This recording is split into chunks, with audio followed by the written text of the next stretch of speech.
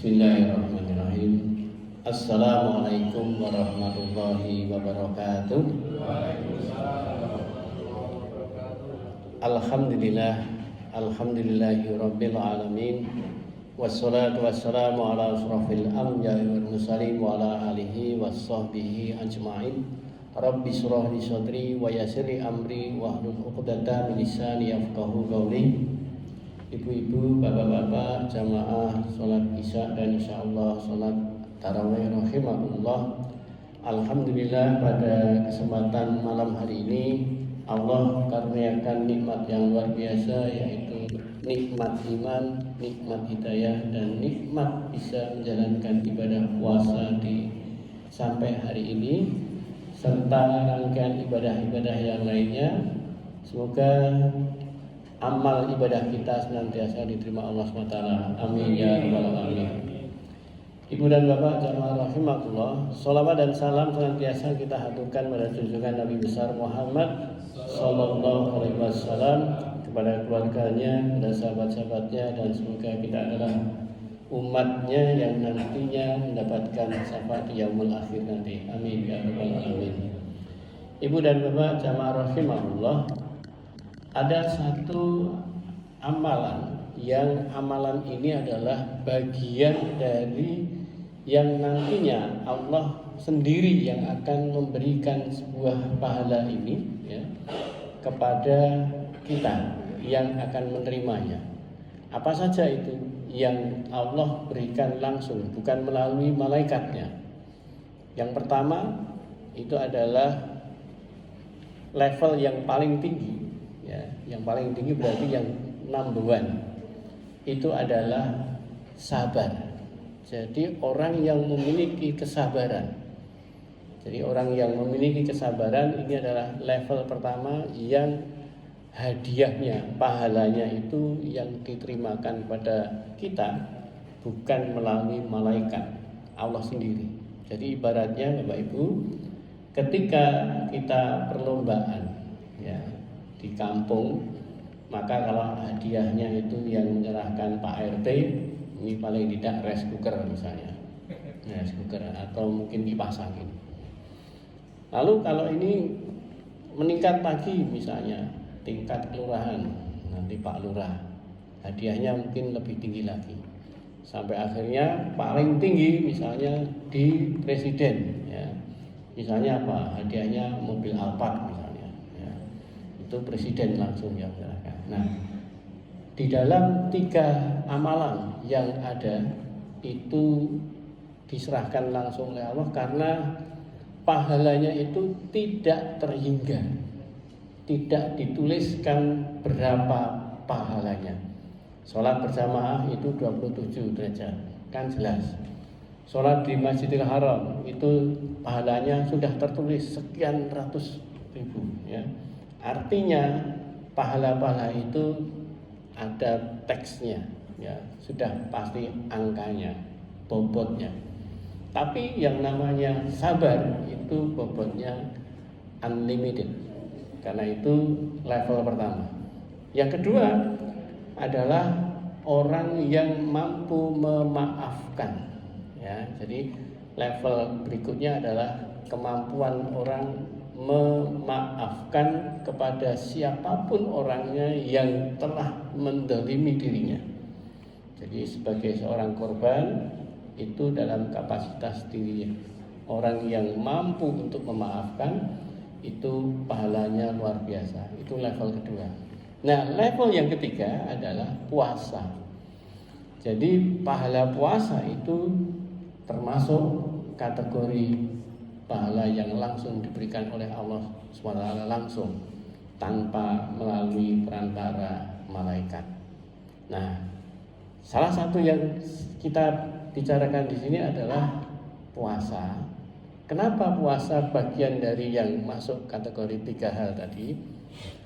Di dalam hadis riwayat Imam Tirmizi, ibu dan bapak sekalian, bahwa Rasulullah menyampaikan as-saumu nisfu sabri. Jadi puasa itu sebagian dari yang kita jalankan ibadah puasa itu adalah kesabaran. Ya. Jadi as-shaum nisfu sabri. Lalu yang berikutnya as-sabri, nah, kesabaran itu nisfu iman. Jadi ibu dan bapak, iman kita itu separuh isi dari iman adalah kesabaran. Jadi esensi kita, kenapa tadi di dalam kategori Allah lah yang akan langsung memberikan pahala kepada hambanya yang berpuasa, karena di dalam kepuasaan kita ini, saum kita ini, esensi puasanya adalah puasa dalam bentuk bisa mengendalikan diri dalam bentuk kesabarannya. Nah, sekarang Bapak Ibu jamaah rahimahullah, ketika kita untuk bisa puasa kita itu kategori bisa masuk finalis untuk menerima hadiah pahala yang langsung dari Allah, maka puasa kita jangan pada posisi puasa yang masih level awam, kata Imam Ghazali, ya. Jangan hanya menggugurkan untuk tidak terjadi batal puasanya, karena itu puasa dalam kategori masih awam, ya, masih posisi biasa pada umumnya, yaitu orang baru belajar puasa. Tapi puasa yang masuk level yang khawas, yaitu pada posisi kita sudah mampu tidak sekedar membatalkan, menjaga tidak batalnya puasa, tetapi kita dalam hal ini panca indera kita mampu untuk kita kendalikan. Bagaimana menahan diri dari pandangan mata kita ini untuk tidak melihat hal-hal yang berdosa, maksiat. Pendengaran kita, mulut kita untuk tidak berucap untuk menyakiti orang lain, untuk menggibai. Tangan-tangan kita ini, jari-jari kita ini tidak untuk mengomentari satu keburukan. Karena seringkali chatting kita ini seringkali bisa lebih tajam dari mulut saat ini, ya. Oleh sebab itu, Bapak Ibu jamaah rahimahullah, ketika kita sudah mampu mengendalikan itu, maka kita akan bisa menjadi finalis untuk bisa sampai pada level pahala langsung dari Allah SWT. Nah, orang-orang yang tadi disebutkan sebagai sabar itulah yang kenapa di dalam kesabaran seseorang itu nantinya oleh para malaikat kita akan disambut dengan ucapan salamnya para malaikat kepada kita. Salamun alaikum bima sobartum. Jadi kita ini diberi ucapan selamat untuk bisa masuk surga. Masuk surganya itu karena kita punya amalan kesabaran. Atas sabarnya kita berperilaku kehidupan di dunia ini, maka kita dalam bentuknya adalah diucapkan selamat oleh para malaikat. Dan kita tahu bahwa sabar itu kenapa orang-orang inilah yang disertai atau dibersamai Allah. Innallaha ma'as-sabirin. Allah ini selalu bersama dengan orang-orang yang sabar.